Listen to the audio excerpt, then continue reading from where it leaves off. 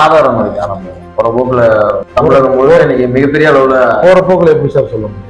அன்னைக்குதான் சார் பிடிச்சது திருமாவளவன் சனி.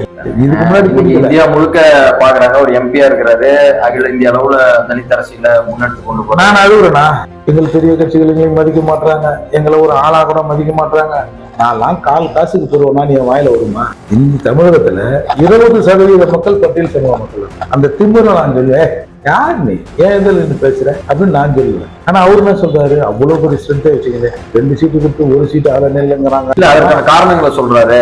இப்போ எனக்கு சீட்டுக்காகவோ பதவிக்காகவோ பணத்துக்காகவோ நான் அரசியல் பண்ணல, சனாதன சக்திகளை ஒழிக்கணும், அதனால எனக்கு இது தேவையில்ல, நான் பாஜக பாமக. சனாதன சக்திகள் தமிழ்நாட்டுல மட்டும்தாங்க, இந்தியா முழுக்க ஏன் இந்தியா முழுக்க இந்த குரல் எழும்ப போடல? இல்ல சனாதனம் ஏன் மசூரா தான் அவங்க பிடிக்கணுமா? சொல்லுங்க. எல்லாரும் தானே பிடிச்ச ஆட்டம், எல்லாரும் பேசட்டும். அதன் அடிப்படையில தான் நம்ம ஒடுக்கப்பட்டிருக்கிறோம். இவ்வளவு வர்ணாசிரம கோட்பாட்டின் அடிப்படையில் வர்ணாசிர கோட்பாட்டின் அடிப்படையில்